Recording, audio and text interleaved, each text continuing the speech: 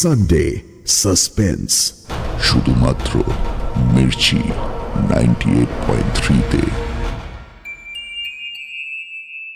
বাংলা সাহিত্যের রোমাঞ্চকর কিছু গল্প দিয়ে সাজানো আমাদের এই বিশেষ নিবেদন সানডে সাসপেন্স। আজ আপনার জন্য অনিশ দেবের লেখা পুরনো দিনের মাছি।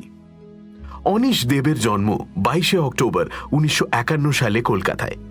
প্রথম পড়াশোনা হিন্দু স্কুলে, পরে 1976 সালে প্রথম শ্রেণীতে এমটেক হয়ে ডিগ্রি লাভ করেন। সায়েন্স কলেজে অধ্যাপনা দিয়ে শুরু কর্মজীবন। তার পাশাপাশি চলে সাহিত্য চর্চা, প্রিয় বিষয় রহস্য রোমাঞ্চ এবং কল্পবিজ্ঞান। তার রচিত গ্রন্থের মধ্যে গোলাপ বাগানে ঝড় এবং বিজ্ঞানের হরেক রকম উল্লেখযোগ্য। আজকের গল্পটি আমরা নিয়েছি দেব সাহিত্য কুটির থেকে প্রকাশিত শুকতারার 101 ভূতের গল্প তৃতীয় খণ্ড থেকে।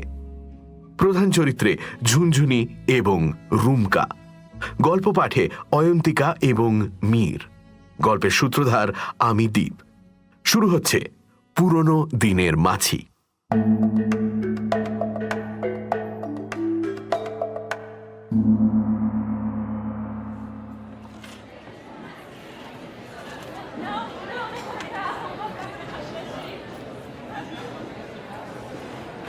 খাওয়া দাওয়া হই হুল্লোড় সব মিলিয়ে আসর যখন একেবারে জমজমাট, ঠিক তখনই তাতা এসে শাড়ির আঁচলে ছোট্ট টান মেরে আমাকে একপাশে ডাকলো। আমি অবাক চোখে ওর দিকে তাকাতেই ও চাপা গলায় বলল, রুমকা আসতে পারবে না। পিসিমণি বলল কদিন ধরেই যেন কি হয়েছে, ঘর ছেড়ে একদম বেরোচ্ছে না, সব সময় জানলা দরজা বন্ধ করে বসে আছে। তাতার কথায় বেশ অবাক হয়ে গেলাম। রুমকা আসবেন না? উচ্চ মাধ্যমিক পরীক্ষায় দারুণ রেজাল্ট করেছি আমি। সেই উপলক্ষে আমাদের বাড়িতে আজ খাওয়া দাওয়া হইচই। আত্মীয় স্বজন বন্ধু বান্ধবরা সব এসেছে, অথচ রুমকা আসবেন না। রুমকা আমাদের আপন কাকা নন, কিন্তু তার চেয়েও বেশি বাবার কিরকম যেন ভাই হন। ওদের বাড়িটা আমাদের খুব কাছেই, মাত্র 3-4 মিনিটের পথ। একটা পুকুর পেরিয়ে যেতে হয়। ছোটবেলায় যখন খেলাধুলা করতাম তখন রুমকাই ছিলেন আমাদের কোচ। কাবাডি খেলা হোক কিংবা ব্যাডমিন্টন, রুমকা কখনোই পিছিয়ে পড়তেন না। তাছাড়া দেশ বিদেশের কত রকম খেলার কত যে খবর রাখতেন। আমার বা তাতার জন্মদিন নিয়ে মা বা বাপির তেমন উৎসাহ না থাকলেও রুমকা কোথা থেকে এসে একেবারে হই হই কাণ্ড বাঁধিয়ে দিতেন। কখনো আমাদের জন্মদিন ভুলে যাননি। আমার ডাকনাম ঝিনি, কিন্তু রুমকা সব সময় আমাকে ঝুনঝুনি বলে ডাকেন। বলেন, ঝুনঝুনির মধ্যে একটা তালের ব্যাপার আছে। আমার আর তাতা স্কুলের পড়াশোনায় রুমকা ছিলেন বিনে মাইনের গৃহশিক্ষক। যখন তখন এসে পড়াতে শুরু করে দিতেন, কিন্তু ওর কাছে পড়তে কখনো আমাদের খারাপ লাগতো না। বাপি তো সব সময় মাকে বলতেন, রমণী রঞ্জন যতদিন আছে না ততদিন ওদের লেখাপড়া নিয়ে কোনো চিন্তা নেই। এই হলো রুমকা অথবা রমণী রঞ্জন সিনহা। লম্বা ফর্সা চেহারা, টান টান শক্তপোক্ত শরীর, কপাল স্বাভাবিকের চেয়ে খানিকটা বেশি চওড়া, সাদা কালো চুল ব্যাকব্রাশ করে আছড়ানো, চোখে মোটা ফ্রেমের চশমা, পরনে ফুল হাতা শার্ট আর ধুতি। গত 10-12 বছর ধরে আমি আর তাতা মানুষটাকেই একই রকম দেখেছি। রুমকা বিয়ে করেনি, অল্প বয়সে বিধবা হওয়া দিদিকে নিয়ে থাকেন। দিদির কোনো ছেলে মেয়ে নেই। ছোট দোতলা বাড়িতে ওরা দুজন আর একজন কাজের লোক, সীতাদি। রুমকা ঠিক নিয়ম মেনে চাকরি করেননি। সবার কাছে যা শুনি তাতে এর মধ্যেই উনি গোটা 12 চাকরি পাল্টেছেন। একদিন এই বারবার চাকরি পাল্টানোর কথা জিজ্ঞেস করায় হেসে আমার বিনুনিতে আলতো টান মেরে বললেন, ঝুনঝুনি, মাথা উঁচু করে বেঁচে থাকার মধ্যে একটা আলাদা মজা আছে রে। আমার লাইফটা হলো যাকে বলে চিত্ত যেথা ভয় শূন্য, উচ্চ যেথা শির। হ্যাঁ, তবে এইবার চাকরি ছাড়ার পর রুমকা ঠিক করেছেন স্টেশনের কাছাকাছি একটা দোকান দেবেন। মাস 2 ধরে তারই খোঁজ খবর করে বেড়াচ্ছেন। দিন 10 আগে যেদিন আমি উচ্চ মাধ্যমিকের রেজাল্টের কথা বলতে গিয়েছিলাম, সেদিনও রুমকা পড়ার বইটই ছুঁড়ে ফেলে একেবারে হাততালি দিয়ে লাফিয়ে উঠেছেন বাচ্চা ছেলের মতন। বলেছেন, এটা নিয়ে দারুণভাবে সেলিব্রেট করতে হবে, বুঝলি? সেদিন আমি তোদের গান গেয়ে শোনাবো। অথচ আজ রুমকা এলেন না। তাতাকে দিয়ে খবর পাঠিয়েছিলাম, কিন্তু ফিরে এসে যা বলল তাতে ভীষণ অবাক হয়ে গেলাম। রুমকার কি হয়েছে যে সবসময় জানলা বন্ধ করে বসে আছেন? রুমকা কি কোনো কারণে ভয় পেয়েছেন? যে মানুষটার জীবন চিত্ত জেথা ভয় শূন্য উচ্চ জেথা শির, সে ভয় পেয়েছে? ঠিক করলাম আজ রাতেই রুমকার সঙ্গে দেখা করতে যাব। খাওয়া দাওয়া ইত্যাদির পালা যখন শেষ হলো তখন রাত 10টা বেজে গেছে। মাকে আর বাপিকে ব্যাপারটা বুঝিয়ে তাতাকে সঙ্গে নিয়ে রওনা হলাম রুমকার বাড়ির দিকে। বাপি সঙ্গে আসতে চাইছিলেন, কিন্তু আমি বারণ করলাম। একে তো তাতা যথেষ্ট বড়, ক্লাস 10-এ পড়ে, ও সঙ্গে থাকছে। তাছাড়া এই তো কাছেই বাড়ি, দরকার হলে সীতাদি আমাদের এগিয়ে দেবে। মা টিফিন ক্যারিয়ারে খাবার দাবার সাজিয়ে দিলেন, আর পিসিমণির জন্য আলাদা বাক্সে মিষ্টি দিলেন। পিসিমণি খুব সাত্ত্বিক মানুষ। পুজো আর্চা গঙ্গাজল তার নিত্য সঙ্গী। এখন বর্ষার সময়, যখন তখন বৃষ্টি হচ্ছে, কিন্তু আমরা ছাতা নিয়ে বেরোইনি। এই মাত্র তো 10-15 মিনিটের ব্যাপার। তাছাড়া টিফিন ক্যারিয়ার, টর্চ, ছাতা এসব একসঙ্গে সামাল দেওয়া ভারী মুশকিল। কাদা প্যাচ প্যাচে একটা জায়গা সাবধানে ডিঙিয়ে আমি তাতাকে জিজ্ঞাসা করলাম, তাতা, তুই রুমকাকে আসার জন্য বলেছিলি? তাতা বলল, না, আমি বাড়িতে ঢুকতেই পিসিমণি ওই খবর দিল। তারপর বলল, তুই ওপরে গিয়ে একবার ডেকে দেখ। তখন আমি দোতলা ছাদের ঘরে গেছি। গিয়ে দেখি ঘরের জানলা দরজা সব বন্ধ, শুধু ভেতর থেকে একটা হুস হুস শব্দ পাওয়া যাচ্ছিল। মনে হলো রুমকারই গলার আওয়াজ। তখন আমি রুমকার নাম ধরে ডাকলাম, সঙ্গে সঙ্গে হুস হুস শব্দটা থেমে গেল। বেশ ভয় পাওয়া গলায় রুমকা চেঁচিয়ে উঠল, কে কে? গলাটা কেমন যেন পিকিউলিয়ার শোনালো, জানিস? আমার একটু ভয় ভয় করছিল। কোনো রকমে বললাম, রুমকা, আমি তাতা, আমাদের বাড়ি যাবে না? অমনি সব চুপচাপ হয়ে গেল, কোনো সাড়া শব্দ পাওয়া গেল না। আর আমি আরও 2-3 বার রুমকার নাম ধরে ডাকলাম, কিন্তু সেই নো রিপ্লাই। তখন আমি ছুটে পালিয়ে এসেছি। তাতার কথা শুনে আমার অবাক হওয়ার ব্যাপারটা আরো বাড়ছিল। মাথা ঠিক মতো কাজ করছিল না। আমরা পুকুরের পাশ দিয়ে যাচ্ছিলাম। পুকুরটা জলে জলে টইটুম্বুর। অন্ধকারে জল ভালো করে ঠাহর হচ্ছে না। 2-1 জায়গায় আলোর টুকরো ঠিকরে পড়েছে। ব্যাঙদের বর্ষা অধিবেশন এখানে আরো জোরদার। জলো বাতাসে পুকুর পাড়ের 2টো মাঝারি গাছ এপাশ ওপাশ দুলছে। একটু দূরেই রুমকাদের বাড়ি, অন্ধকারে চুপচাপ দাঁড়িয়ে। বাড়ির কোথাও কোনো আলো চোখে পড়ছে না। এর মধ্যেই ওরা সবাই শুয়ে পড়লেন নাকি? মনের মধ্যে একটা শিরশিরে অস্বস্তি নিয়ে রুমকাদের বাড়ি পৌঁছালাম।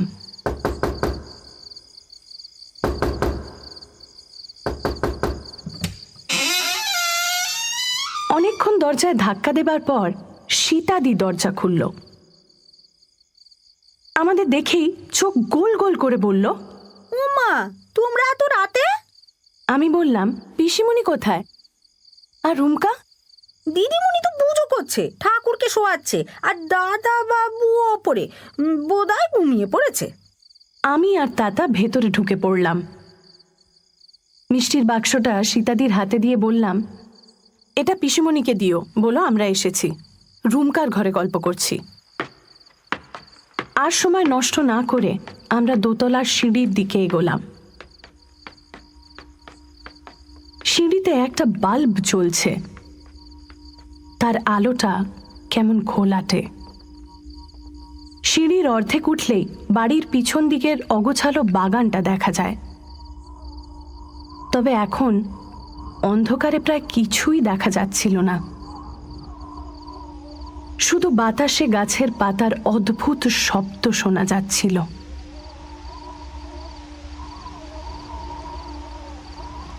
দোতলার অর্ধেকটা ছাদ আর বাকিটা রুমকার ঘর।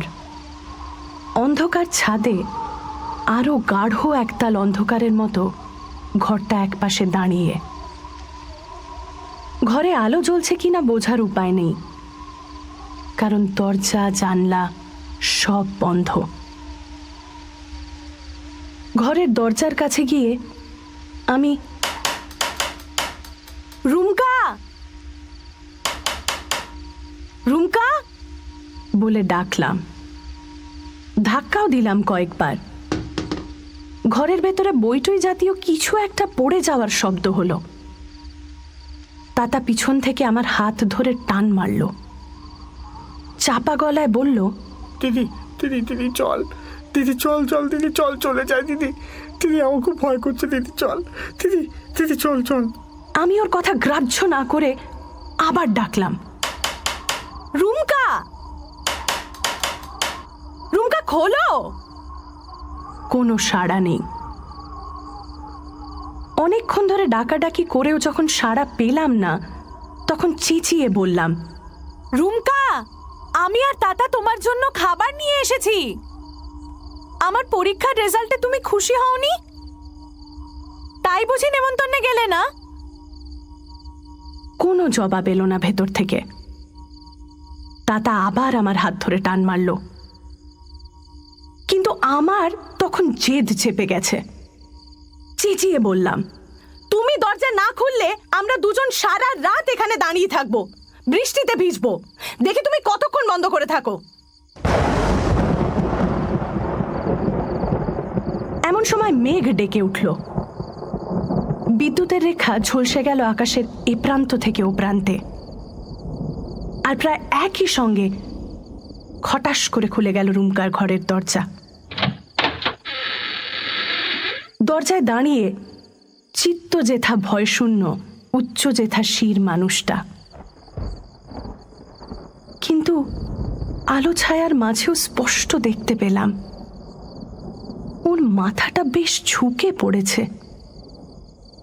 যাকে আমি সবচেয়ে বেশি ভালোবাসি, সেই মানুষটাকে যে কি অবস্থায় দেখলাম, আমার চোখে জল এসে গেল পলকে। রুমকা রুমকা আমার হাত ধরে পরম স্নেহে মাথায় হাত বোলালেন। বললেন, ভিজিসনি তো?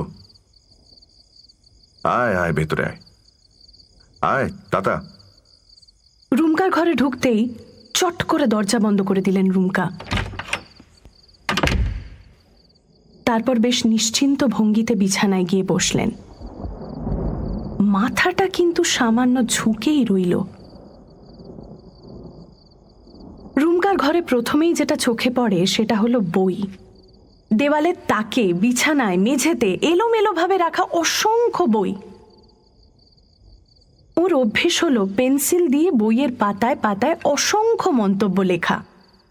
উনি বলেন, খুঁটিয়ে কোনো বই পড়তে হলে বইয়ের প্রত্যেকটি পাতা পড়ার সময় মনের ভাব, মতামত, মন্তব্য এসব লিখে রাখা দরকার। তাহলে বইটা মনের দাগ কেটে যায়। তাছাড়া পরে বইটা আবার পড়ার সময় ওই মন্তব্যগুলো খুব সাহায্য করবে, দেখবি। রুমকার এই অভ্যেসটা আমি খানিকটা রপ্ত করে ফেলেছি। দেখেছি তাতে সত্যি পড়াশোনার সুবিধে হয়। রুমকার বিছানা নীল রঙের একটা বেড কভারে ঢাকা। তার উপরে এদিক ওদিকে ছড়িয়ে আছে 4টে বই, একটা হলুদ রঙের পেন্সিল আর একটা সাদা ইরেজার। এছাড়া আরও একটা অদ্ভুত জিনিস পড়ে আছে বিছানায়, একটা ছোট লাঠি। ঘরের ডান দিকের দেওয়ালে ঘেঁষে রাখা একটা মাঝারি টেবিলের ওপরে আমি টিফিন ক্যারিয়ারটা নামিয়ে রাখলাম। চোখের জল মুছে রুমকাকে দেখলাম ভালো করে। রুমকার সারা শরীরে কেমন এক অবসন্ন ভাব, ফর্সা রং কিছুটা মলিন মনে হলো। কপালে আর চোখের নিচে ভাঁজও যেন অনেক বেশি। পরনের গেঞ্জি আর পাজামা অন্য দিনের মতো পরিপাটি নয়। রুমকা আমার দিকে তাকালেন। ওর উজ্জ্বল চোখে কেমন এক ভয়ার্ত আকুল ভাব। আমার বুকের ভেতরটা মুচড়ে উঠল। তাতা কখন যেন আমার হাত আঁকড়ে ধরেছে। বুঝলাম ও ভয় পেয়েছে। এই রুমকাকে ও চিনতে পারছে না। আমার কাছেও এই মানুষটা অচেনা। রুমকা বললেন, বস, তোরা বস। ঘরে একটা টুল, একটা বেতের মোড়া আর একটা চেয়ার রয়েছে। আমি বিছানায় রুমকার প্রায় মুখোমুখি গিয়ে বসলাম। তাতা মোড়াটা আমার কাছে টেনে নিয়ে এসে বসল। রুমকা একটু হাসার চেষ্টা করলেন। বললেন, ঝুনঝুনি, তোর রেজাল্টের খাওয়া দাওয়া হইচই কেমন হলো? আমি বিছানায় রাখা লাঠিটা দেখিয়ে জিজ্ঞেস করলাম, পড়াশোনা করতে তোমার আজকাল লাঠি লাগছে নাকি? রুমকা কেমন যেন অপ্রস্তুত হয়ে গেলেন। আমতা আমতা করে বললেন, না রে, লাঠিটা নিয়েছি। হঠাৎই চুপ করে গেলেন। আমার রাগ হলো। অভিযোগের সুরে বললাম, তুমি তো আমাদের সেই ছোটবেলা থেকে সত্যি কথা বলতে শিখিয়েছ, আর তুমি নিজেই সত্যি কথা বলতে ভয় পাচ্ছ। ঠিক করে বলো তো তোমার কি হয়েছে? ঘর ছেড়ে বেরোচ্ছ না কেন? হ্যাঁ, দরজা জানলা বন্ধ করে বসে আছো, কি ব্যাপার বলো তো তোমার? রুমকা জেদ করে ঘাড় বাঁকিয়ে শক্ত হয়ে বসে রইলেন। আমি তাতার দিকে ফিরে বললাম, তাতা, ঘরের জানলা দরজাগুলো খুলে দে তো। ইলেকট্রিক শক খাওয়া মানুষের মতো ছিটকে উঠে দাঁড়ালেন রুমকা। ওর চোখে মুখে পলকে নেমে এসেছে গাঢ় আতঙ্কের ছায়া। ভয়ার্ত গলায় প্রায় চেঁচিয়ে উঠে বললেন, খুলিস না, খুলিস না, খুলিস না, খুলিস না, খুললেই ওগুলো ভেতরে ঢুকে পড়বে। আমি অবাক হয়ে জিজ্ঞাসা করলাম, ওগুলো ওগুলো মানে?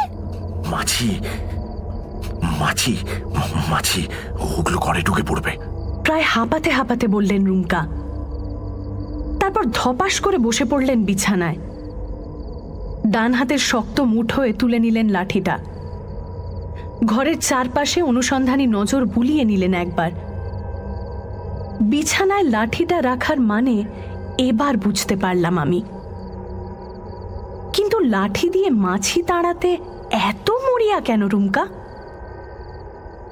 আমি ওকে সাহস জোগানোর জন্য বললাম, মাছিতে এত ভয় পাচ্ছ কেন রুমকা? মাছি কি তোমাকে খেয়ে ফেলবে? এপাশ ওপাশ মাথা নাড়লেন রুমকা। তারপর একটা দীর্ঘশ্বাস ফেলে বললেন, তুই বুঝবি না ঝুনঝুনি, এ সাধারণ মাছি নয়। মৌমাছি? আমি পরিবেশটা হালকা করার জন্য বললাম।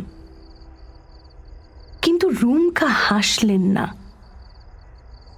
আমার দিকে ভয়ের চোখে তাকিয়ে চাপা গলায় বললেন, মৌমাছি নয়, পুরনো দিনের মাছি। পুরনো দিনের মাছি? তার মানে? হাতের লাঠিটা বিছানায় রেখে বিষণ্ণ হাসলেন রুমকা। অস্পষ্ট স্বরে বললেন, বললে কেউ বিশ্বাস করতে চাইবে না। আমি করব, তুমি বলো। সব তোমাকে বলতেই হবে। কেন তুমি কদিন ধরে এমন করছো? কি হয়েছে তোমার? আমার জেদ রুমকা জানেন, তাই এমন ভাবে উনি বিছানায় গুছিয়ে বসলেন যে আমি বুঝতে পারলাম সব কিছু খুলে বলার জন্য উনি মনে মনে নিজেকে তৈরি করছেন।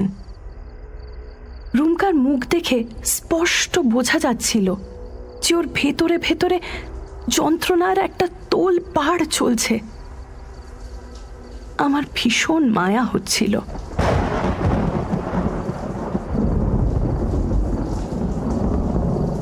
আচমকা বাজ পড়ার শব্দে আমাদের কানে যেন তালা লেগে গেল। মেঘের গুড়গুড় শব্দ মিলিয়ে যেতেই বৃষ্টির শব্দ শুনতে পেলাম। ঘরের পাখাটা ফুল স্পিডেই ঘুরছে, কিন্তু জানলা দরজা সব বন্ধ থাকায় কেমন একটা গুমোট ভাব। তোদের সব বলছি, কিন্তু কিন্তু আর কাউকে এই কথা বলিস না, তাহলে ওরা আমাকে সবাই পাগল ভাববে। আমি ঘাড় নেড়ে কথা দিলাম। তাতা বলল, না না না, কাউকে বলবো না রুমকা, মরে গেলেও বলবো না, না প্রমিস। বলবি না তো? ঠিক আছে, শোন তাহলে। বেশ কয়েকবার ঘরের এপাশ ওপাশ দেখলেন রুমকা, তারপর হাতে হাত ঘষে কিছু একটা মনে করার চেষ্টা করে থেমে থেমে বলতে লাগলেন। আমার বই পড়ার নেশার কথা তো তোরা জানিস, আর এও জানিস যে বই পড়ার সময় আমি বইয়ের মার্জিনে পেন্সিল দিয়ে নোট লিখি। একজন ফ্রেঞ্চ ম্যাথামেটিশিয়ান পিয়ের দে ফার্মার এরকম নোট লেখার অভ্যেস ছিল জানিস। 1621 সালে তিনি আর এক ম্যাথামেটিশিয়ান ডায়োফ্যান্টাসের লেখা অ্যারিথমেটিকা নামের একটি বই কিনেছিলেন। সেই বইয়ের মার্জিনে তিনি এমন একটি মন্তব্য লিখে গিয়েছিলেন যা থেকে ফার্মার্স লাস্ট থিওরেম নামে একটি উপপাদ্যের জন্ম হয়। এই উপপাদ্যটা প্রমাণ করতে অঙ্কবিদদের 327 বছর লেগে গিয়েছিল। 327 ইয়ার্স। কথা বলতে বলতে আমার মনে হলো রুমকা নিজের স্বাভাবিক ছন্দ ফিরে পাচ্ছেন। তা না হলে উনি মাছির কথা থেকে ম্যাথামেটিশিয়ানের কথায় যেতেন না। ঘরের টিউবলাইটের আলো এক পাশ থেকে রুমকার কপালে এসে পড়েছে। চকচকে সেই জায়গায় একটা শিরা ফুলে রয়েছে। যাকে ফার্মার কথা থাক, আমার কথা বলি। রুমকা আবার বলতে শুরু করলেন। বইয়ের মার্জিনে নোট লেখার জন্য আমি একসঙ্গে 1 ডজন করে পেন্সিল কিনে রাখি। সেগুলো শেষ হয়ে হয়ে যখন একটা পেন্সিলে এসে ঠেকে, তখন আমি কলকাতা থেকে আবার নতুন 1 ডজন পেন্সিল কিনে নিয়ে আসি। ঝুনঝুনি তো জানিস, ওই কোহিনূর পেন্সিল আমার বরাবরই বেশি পছন্দ। কলকাতায় গিয়ে কলেজ স্ট্রিট পাড়ার পটুয়াটোলার একটা পাইকারি খাতা পেন্সিলের দোকান থেকে আমি সব সময় ওই কোহিনূর পেন্সিল কিনি। শুধু পেন্সিল কেন, কাগজ, ইরেজার এসবও আমি ওই দোকান থেকেই কিনি। তো ঠিক 7 দিন আগে আমি কয়েকটা কাজে কলকাতায় গিয়েছিলাম। আগের পেন্সিলগুলো শেষ হয়ে গিয়ে ওই একটাই এসে ঠেকেছিল। তাই কলেজ স্ট্রিট পাড়ায় এসে ঠিক করলাম 1 ডজন পেন্সিল কিনে নিয়ে যাব। সেই দিনটা ছিল মেঘলা। দুপুর 2টো নাগাদ আমি পটুয়াটোলার সেই দোকানটায় গেলাম, আর তারপর থেকে যত সব অদ্ভুত ব্যাপার শুরু হলো। রুমকা থামলেন, কপালে হাত বুলিয়ে বোধহয় ঘাম মোছার চেষ্টা করলেন। চোখের চশমাটা অকারণেই বার কয়েক নাড়াচাড়া করলেন। তাতা কৌতূহলের গলায় জিজ্ঞাসা করল, কি কি শুরু হলো? রুমকা কয়েকবার ঢোক গিলে বলতে শুরু করলেন। দোকানটার নাম গ্লোব কনসার্ন।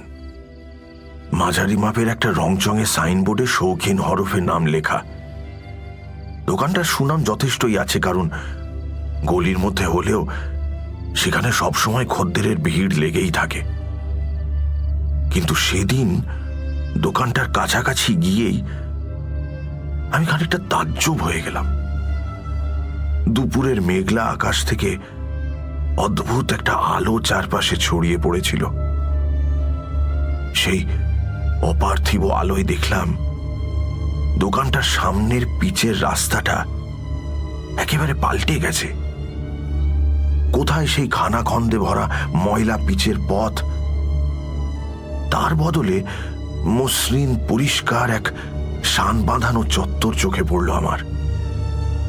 ওই চত্বরটা ওই গলির তুলনায় মাপে অনেক বড়। আমি অবাক হয়ে এপাশ ওপাশ দেখতে লাগলাম। ঠিক তখনই আর একটা অদ্ভুত ব্যাপার আমি খেয়াল করলাম। দোকানটা এমন এলাকায় যেখানে শব্দের ঝালাপালা সারাক্ষণ লেগেই আছে। তোর এই ট্রামের ঘর ঘর, বাস গাড়ির শব্দ, রিক্সা, সাইকেল ভ্যান, বইয়ের স্টল, মুটে পথচারী, কি নেই সেখানে। কিন্তু সেদিন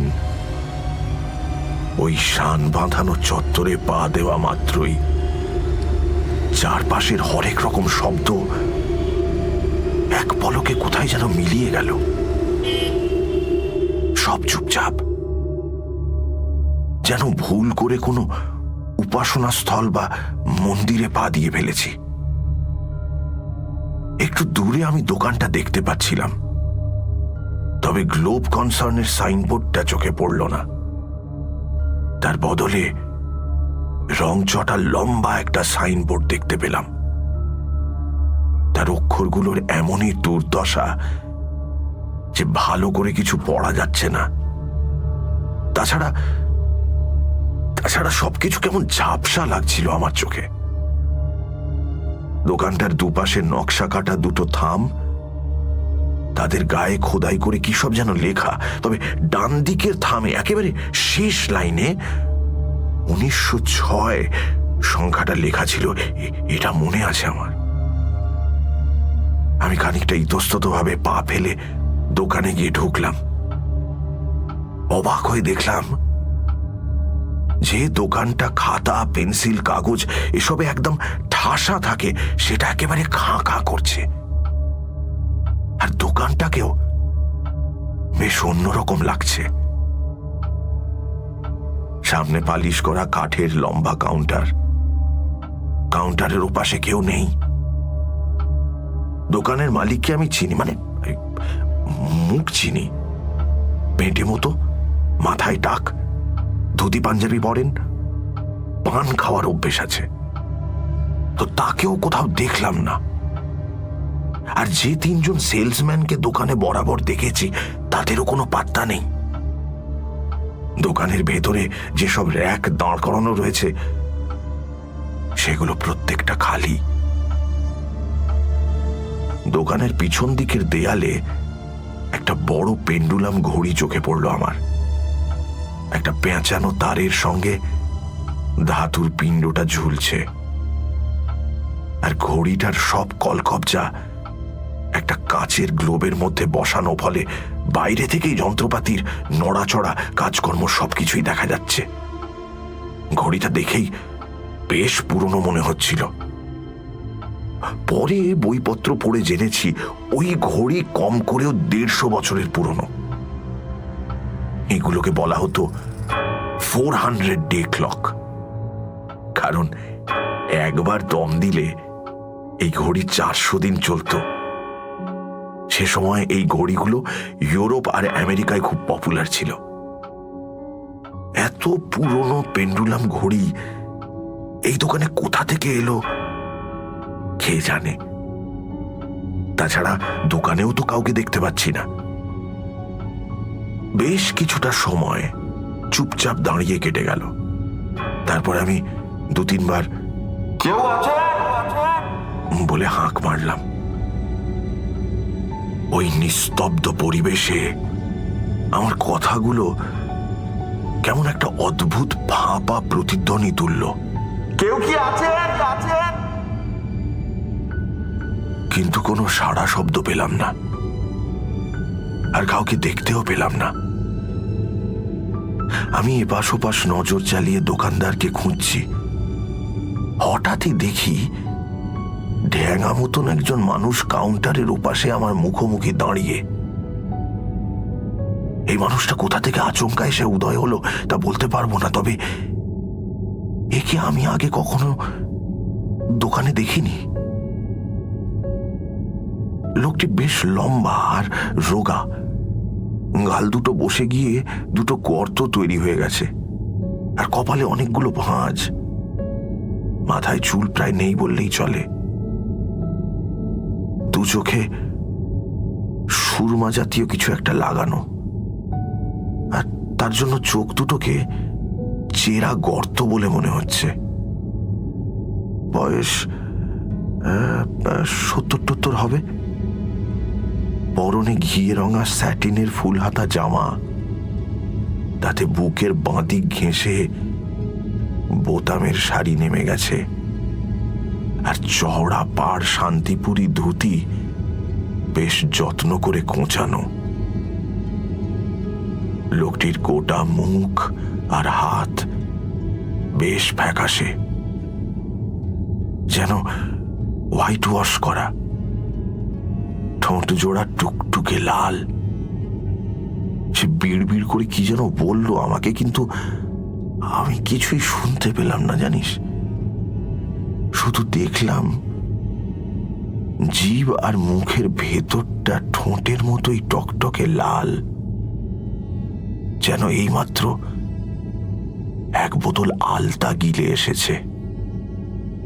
লোকটিকে ঘিরে অদ্ভুত এক আবছা কুয়াশা নড়ে চড়ে বেড়াচ্ছিল, আর বর্ষার গুমোটের মধ্যেও আমার একটু শীত শীত করছিল। আমি হতভম্ব চোখে মানুষটাকে দেখছিলাম। লোকটি যেন হাওয়ায় ভেসে আমার কাছে এগিয়ে এলো। আমাদের দুজনের মাঝে তখন শুধু ওই কাঠের কাউন্টার। লোকটির ঠোঁট নড়ে উঠল আবার। বোধহয় জিজ্ঞেস করল, কি চাই? আমি ইতস্তত করে 1 ডজন কোহিনূর HB পেন্সিলের কথা বললাম। এমন সময় 2-3 জনের কান্নার শব্দ আমার কানে এলো।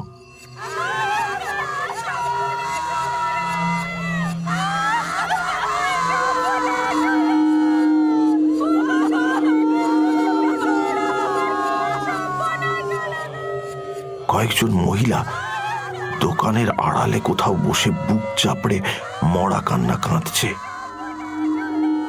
সে কান্না ভারী অদ্ভুত, কারণ কান্নার এক একটা টান প্রায় 2-3 মিনিট করে চলছে। তার মাঝে দম নেবার জন্য কেউ একটুও থামছে না।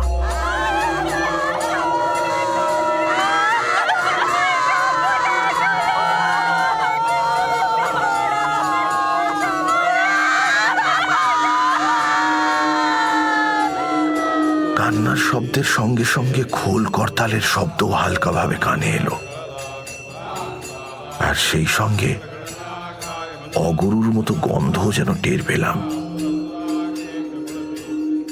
বৃদ্ধ দোকানদার পেন্সিল নিয়ে আসার জন্য দোকানের পিছন দিকে কোথায় যেন মিলিয়ে গেল। তখনই দোকানের ভেতর দিকে মেঝেতে কালো কাপড়ে ঢাকা একটা খাঁচা আমার নজরে পড়ল। রুমকা দম নেবার জন্য একটু থামতেই আমি চাপা গলায় জিজ্ঞেস করলাম, কিসের খাঁচা রুমকা? রুমকা দীর্ঘশ্বাস ফেলে বললেন, জানি না, তবে তার ভেতরে কিছু একটা ছিল, কারণ সেটা নড়ছিল। খাঁচার ফাঁক ফোকর দিয়ে বোধহয় মাথা বাড়াচ্ছিল, ফলে কালো কাপড়টা বারবার এদিক ওদিক উঁচু হয়ে উঠছিল। খাঁচার ভেতর থেকে একটা ফোঁস ফোঁস শব্দ আর ডানা ঝাপটানোর শব্দ শোনা যাচ্ছিল। কিন্তু আগেই তো বলেছি, প্রত্যেকটা শব্দ কেমন ফাঁপা, আর তার অদ্ভুত এক প্রতিধ্বনিময় রেশ কেমন যেন নেশা ধরিয়ে দিচ্ছিল। একটু পরেই দোকানদার কাউন্টারের কাছে এলো। তার মুখ আরো বিবর্ণ, আরো ফ্যাকাশে। ভাবলেশহীন মুখ দেখে বোঝা যায় কান্না টান্নার শব্দ সে মোটেও শুনতে পাচ্ছে না, অথবা শুনতে পেলেও আমল দিচ্ছে না। লক্ষ্য করলাম তাকে ঘিরে এখনো সেই রহস্যময় কুয়াশা, আর সেই সঙ্গে একটা নতুন জিনিসও চোখে পড়ল। 4-5টা ডুমো ডুমো নীল মাছি তার মাথার কাছে ভনভন করছে। কখনো মুখে চোখে এসে বসছে, কিন্তু অদ্ভুত ব্যাপার হলো লোকটা মোটেই মাছিগুলোকে তাড়াচ্ছে না। ওগুলো মুখের ওপরে বসে আছে তো বসেই আছে। মাছি কোথাও যাচ্ছে না, লোকটার মুখের ওপর বসে আছে তো বসেই আছে। লোকটা দাঁড়াচ্ছে না, মাছিগুলো বসে আছে। কি করে সম্ভব বল? যাই হোক,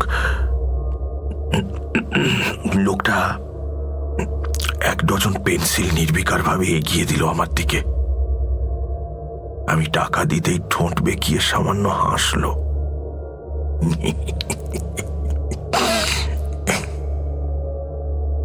এ টাকা চলবে না, পেন্সিলগুলো আপনি এমনি নিয়ে যান। না, লোকটার কথা আমি শুনতে পাইনি, তবে ওর ঠোঁট নাড়া দেখেছি, আর তাই থেকেই হয়তো কথাগুলো আন্দাজ করে নিয়েছি। সে যাই হোক, পেন্সিলগুলো মুঠো করে হাতে নেওয়া মাত্রই আমি একটা ধাক্কা খেলাম। নীল রঙের পেন্সিলগুলো বরফের মতো ঠান্ডা। তাছাড়া কোহিনূর পেন্সিল নীল রঙের হয় বলেও কখনো শুনিনি। আমি হঠাৎই ভয় পেয়ে গেলাম। দোকান ছেড়ে রওনা হয়ে গেলাম চটপট। কয়েক সেকেন্ডের মধ্যে শান বাঁধানো চত্বরটা পেরিয়ে একটা পিচের রাস্তায় পা দিতেই আমার ঘোর কেটে গেল, আর সঙ্গে সঙ্গে রোজকার চেনা জানা শব্দের ঝড় ঝাঁপিয়ে পড়লো আমার দোকানে। ভালো করে চেয়ে দেখি আমি বহুদিনকার চেনা রাস্তায় দাঁড়িয়ে আছি। ওই তো লোক, ওই তো ট্রাম, বাস, গাড়ি, ঠেলাওয়ালা, রিক্সাওয়ালা, ওরা তো সবাই আছে সেই রাস্তায়। সেই একটু আগে এই রাস্তাটা। কথার মাঝে একটু ফাঁক পেয়েই তাতা জিজ্ঞেস করলো, আচ্ছা রুমকা, পেছন দিকে তাকিয়ে দোকানটা দেখতে পেলে না? রুমকা বিমূঢ়ভাবে মাথা নাড়লেন, তারপর বললেন, হ্যাঁ হ্যাঁ হ্যাঁ হ্যাঁ, দেখতে পেয়েছি, সবকিছু আগের মতোই, কিন্তু কোথাও কোনো শান বাঁধানো চত্বর নেই। পুরনো দোকান, লম্বা সাইনবোর্ড, নকশা কাটা থাম, কিছুই চোখে পড়ল না আমার। যেন গোটা ব্যাপারটাই আমার মনের ভুল। আমার মনের ভুল, গোটা ব্যাপারটা। রুমকা শেষের দিকের কথাগুলো বিড়বিড় করে বলছিলেন। কান পেতে বেশ কষ্ট করে শুনতে হচ্ছিল। আমি রুমকার কথায় সায় দিয়ে বলে উঠলাম, ঠিক ধরেছ তুমি, গোটা ব্যাপারটাই তোমার মনের ভুল। রুমকা মাথা নাড়লেন, বললেন, না রে, মনের ভুল নয়। এর অন্তত 2টো প্রমাণ আমার হাতে রয়েছে। কি প্রমাণ? একরোখা গলায় জিজ্ঞেস করলাম আমি। পেন্সিলগুলো তোরা একবার দেখ, তাহলেই খানিকটা বুঝতে পারবি। এই কথা বলে রুমকা দেওয়ালের তাকে রাখা 2 থাক বইয়ের ফাঁক থেকে কয়েকটা নীল রঙের পেন্সিল বের করে আমাদের চোখের সামনে মেলে ধরলেন। পেন্সিলগুলো নতুন, এখনো কাটা হয়নি। রুমকা বলল, কোম্পানির নামটা পড়ে দেখ।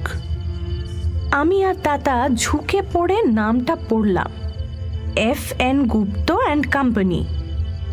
এই কোম্পানির পেন্সিলের কথা কখনো আমরা শুনিনি তো। ব্রিটিশ আমলে আমাদের ছোটবেলায় এই পেন্সিল চালু ছিল। FN গুপ্তদের কারখানা ছিল নর্থ ক্যালকাটায়, সিঁথিতে।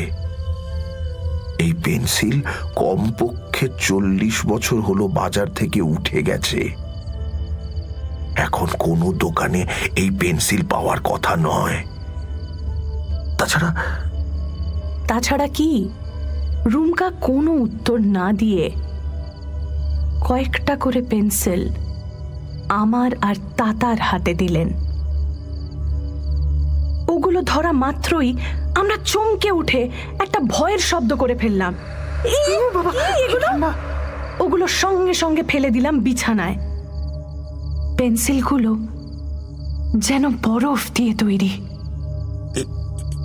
এটাই বলতে চাইছিলাম, সেই দিন থেকেই এই পেন্সিলগুলো এই রকম কনকনে ঠান্ডা। এটাই একটা প্রমাণ যে ব্যাপারটা আমার মনের ভুল নয়। আমার মনের ভুল নয়।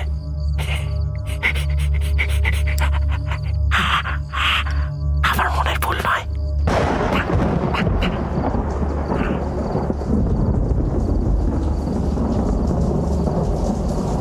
বুক কাঁপানো শব্দে মেঘ ডেকে উঠল বাইরে।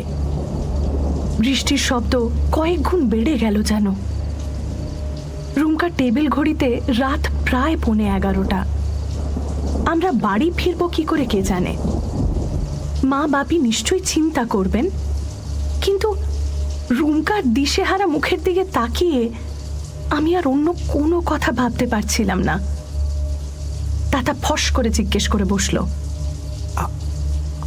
আরেকটা প্রমাণ কোনটা? রুমকা নড়ে চড়ে বসলেন। চোখ থেকে চশমাটা খুলে নামিয়ে রাখলেন বিছানায়। আঙুল দিয়ে বেশ কয়েকবার চোখ ঘষলেন। নাকের গোড়াটা ম্যাসাজ করলেন। তারপর শূন্য দৃষ্টিতে ঘরের সিলিংয়ের দিকে এপাশ ওপাশ তাকিয়ে তাতার প্রশ্নের জবাব দিলেন। ওই মাছিগুলো, ওগুলোই দ্বিতীয় প্রমাণ যে সেদিন আমি ভুল দেখিনি। আমি আর থাকতে না পেরে বললাম, রুমকা, তুমি নিশ্চয়ই সেদিনের ব্যাপারটা নিয়ে বেশি ভেবেছ। তুমি যদি ভুল না দেখে থাকো তাহলে সেই অদ্ভুত দৃশ্যটা কি মানে হতে পারে বলো? একটা কিছু মানে তো নিশ্চয়ই থাকবে, তাই না? রুমকা মাথা নাড়লেন একমত হয়ে। চশমাটা চোখে দিয়ে আড় মোড়া ভেঙে একটু অন্যরকম ভাবে বসলেন। তারপর বললেন, সেদিনের ব্যাপারটা নিয়ে আমি বোধহয় কম করেও কয়েক হাজার বার ভেবেছি রে ঝুনঝুনি। তাতে যে মানেটা বারবার বেরিয়ে আসতে চাইছে সেটা খুব একটা ভালো নয়। শুনলে তোদের মন খারাপ হয়ে যাবে। আমি জেদি গলায় বললাম, হোক মন খারাপ, তোমাকে বলতেই হবে। তুমি একা একা এরকম কষ্ট পাচ্ছ, আমার একটুও ভালো লাগছে না রুমকা। তাহলে শোন, আমার যা মনে হয়েছে বলছি। রুমকা ধীরে ধীরে বলতে শুরু করলেন। আমাদের মহাবিশ্বে যে সময়ের স্রোত, তারই কোথাও একটা গরমিল হয়ে গিয়েছিল সেদিনের সেই মেঘলা দুপুরে। এ ধরনের ব্যাপারকে অনেকে টাইম স্লিপ বলেন। এই টাইম স্লিপের জন্যই হয়তো সেদিন হঠাৎ করে আমি 1906 সালে স্থাপিত হয়েছে এমন একটা দোকান ঘর দেখে ফেলেছিলাম। দোকানটা সবকিছুই অন্তত 50-60 বছরের পুরনো। ওই দোকানদার, পেন্সিল, খাঁচা, মাছি সবই পুরনো আমলের। সুতরাং বলতে পারিস কোনো এক ঘটনা চক্রে এখনকার সময়ের সঙ্গে পুরনো সময়ের একটা যোগাযোগ হয়ে গিয়েছিল। তাহলে কি বলতে চাও? 50-60 বছর আগে ওই দোকানটার জায়গায় ওইরকম একটা ভুতুড়ে দোকান ছিল? আমি প্রথমটায় তাই ভেবেছিলাম, তাই ও পাড়ায় গিয়ে খোঁজ খবরও করেছিলাম, কিন্তু কেউ কিছু বলতে পারেনি। শুধু এটা জেনেছি এখনকার দোকানটা মাত্র 18 বছরের পুরনো। তার আগে ওখানে একটা চীনে লন্ড্রি ছিল। আচ্ছা রুমকা, মাছিগুলো ওরকম ভাবে উঠছিল কেন? এমনিতে তো মরা মানুষের মুখে ওরকম মাছি বসে। রুমকা ধীরে ধীরে মাথা দোলালেন, বললেন, সেটাই তো ভারী অদ্ভুত। আমার যা মনে হয়েছে সেটা ভালো নয়, তবু তোরা যখন জোর করছিস তখন বলি। আমার ধারণা ও দোকানদার ভদ্রলোক ঠিক মানে জীবিত মানুষ ছিলেন না, হয়তো সদ্য মারা গেছেন। দোকানের ভেতর থেকে সেই জন্যই হয়তো কান্নাকাটি আর খোল করতালের শব্দ ভেসে আসছিল, সেই সঙ্গে ওই অগরুর গন্ধ, কুয়াশা আর মাছি। সব মিলিয়ে আমার মন বলছে ওই লোকটা সাধারণ মানুষ ছিল না, অন্য কিছু ছিল। তার ঠোঁট আর মুখের ভেতরটা কেন টকটকে লাল ছিল আমি বলতে পারবো না। আর কালো কাপড়ে ঢাকা ওই খাঁচায় কি ছিল তাও আমি আন্দাজ করতে পারিনি। কিন্তু যতই ব্যাপারটা নিয়ে ভাবি ততই আমার ভয় করতে থাকে। সময়ের বিশাল একটা ফারাক ডিঙিয়ে আমার কিছুক্ষণের জন্য যোগাযোগ হয়েছিল পুরনো সময়ের সঙ্গে। সেখান থেকে কেমন করে জানি না পেন্সিলগুলো আর মাছিগুলো চলে এসেছে আমার কাছে। এই দুটো প্রমাণ সব সময় আমাকে ওই মেঘলা দুপুরটার কথা মনে করিয়ে দেয়। তাছাড়া তোরা তো জানিস কমাস ধরে আমি একটা দোকান খোলার কথা ভাবছি। দোকান খোলার পর আমি থাকবো কাউন্টারের ওপাশে, দোকানের ভেতর। তখন টাইম স্লিপের দুর্ঘটনায় কোনো আগামী দিনের খদ্দের হয়তো এসে দাঁড়াবে আমার দোকানে, 1 ডজন পেন্সিল চাইবে। তখন হঠাৎ থেমে গিয়ে মাথার চুলের গোছা চেপে ধরলেন রুমকা। অদ্ভুত গলায় বললেন, জানিস জানিস যখন আমি এসব কথা ভাবি তখন কিরকম পাগল পাগল লাগে। মনে হয়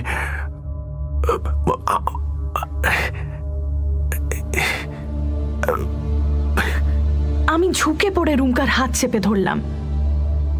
টের পেলাম ওর হাত ঘামছে। আমি বললাম, তুমি এসব আজগুবি চিন্তা ভুলে যাও, তোমার কোনো ভয় নেই রুমকা, তোমার কিচ্ছু হবে না। রুমকা অবসন্ন গলায় বললেন, ভুলতে হয়তো পারতাম, কিন্তু পারছি না শুধু ওই মাছিগুলোর জন্য। ওরা সুযোগ পেলেই আমার কাছে চলে আসে। আমি 1000 চেষ্টা করেও ওদের তাড়াতে পারি না। ওরা কিছুতেই আমাকে রেহাই দেবে না। আমি চুপ করে রইলাম, শুধু ভাবলাম রুমকার কোথাও ভুল হচ্ছে না তো। মাছিগুলো হয়তো সাধারণ মাছি, পুরনো দিনের মাছি নয়। ঝুনঝুনি, তুই কি ভাবছিস আমি জানি, সেই জন্যই তো বললাম কাউকে এই গল্প বলিস না, তাহলে সবাই আমাকে পাগল ভাববে, আর আর এই সত্যি ঘটনাকেও ভাববে গল্প।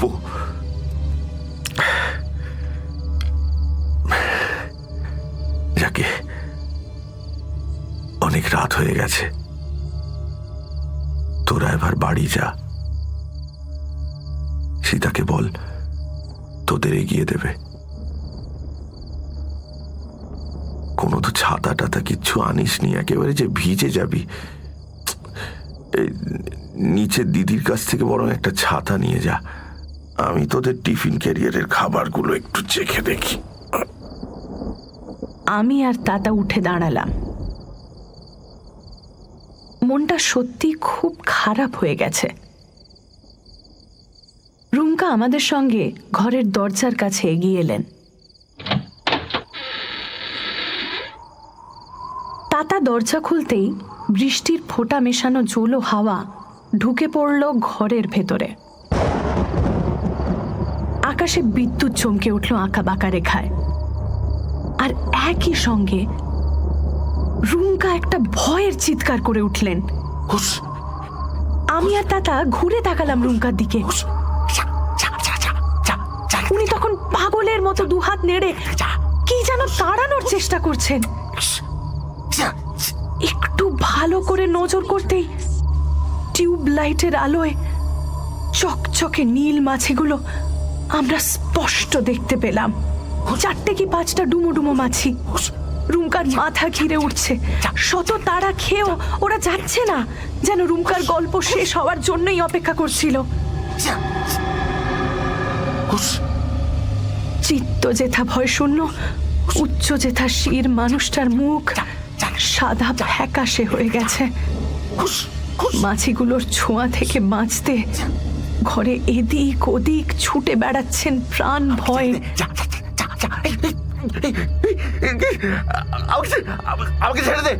আমি ছুটে এগিয়ে গেলাম রুমকার কাছে, হাত নেড়ে তাড়াতে চাইলাম মাছিগুলোকে, আর বারবার চেঁচিয়ে বলতে লাগলাম, ভয় পেও না রুমকা, একটুও ভয় পেও না, এগুলো তোমার কিচ্ছু করতে পারবে না। দেখো না, দেখো এক্ষুনি তাড়িয়ে দিচ্ছি। মাছিগুলো তাড়াতে গিয়ে আমি হাঁপিয়ে পড়ছিলাম, কিন্তু তখনও ভয় পাইনি।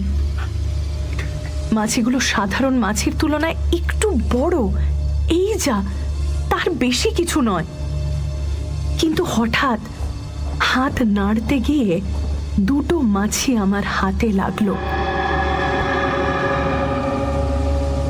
আর তার সঙ্গে সঙ্গে আমার বুকের ভেতরটা হিম হয়ে গেল।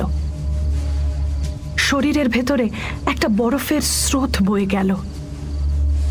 বুঝলাম রুমকা একটুও ভুল বলেননি, এগুলো সত্যি পুরনো দিনের মাছি।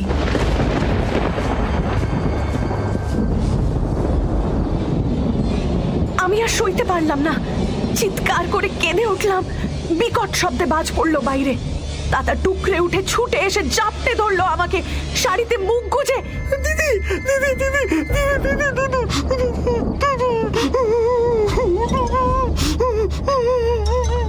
বলে ডাকতে লাগলো। ভেজা চোখের ঝাপসা নজরে ওর দিকে তাকিয়ে দেখি 3টে মাছি ওর মুখের ওপরে বসে পড়েছে। রুমকাকে ঠিক সেই দোকানদারটার মতো লাগছে। ঝুনঝুনি,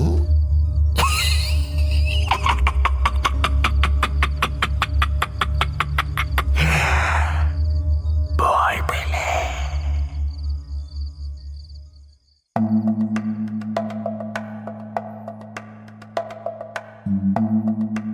সানডে সাসপেন্সে আজ শুনছিলেন পুরনো দিনের মাছি। রচনা অনিশ দেব, গল্প পাঠে এবং ঝুনঝুনির চরিত্রে অয়ন্তিকা, রুমকা এবং বৃদ্ধ দোকানদারের ভূমিকায় মীর, তাতার চরিত্রে সোমক, সীতাদির ভূমিকায় শ্রী, সমবেত কণ্ঠে শ্রী, গোধূলি এবং রাই। গল্পের সূত্রধার আমি দীপ। শব্দগ্রহণ, আবহ সঙ্গীত এবং স্পেশাল এফেক্টসে শুভদীপ। পর্ব পরিচালনায় অগ্নি ও সোমক। বিশেষ সহযোগিতায় গোধূলি। মির্চি 98.3 এর তরফ থেকে আন্তরিক ধন্যবাদ প্রকাশক দেব সাহিত্য কুটিরকে এই উদ্যোগে আমাদের পাশে থাকার জন্য। শেষ হলো অনিশ দেবের লেখা পুরনো দিনের মাছি। আগামী সপ্তাহে আরও একটি রোমাঞ্চকর গল্প নিয়ে হাজির হবে সানডে সাসপেন্স।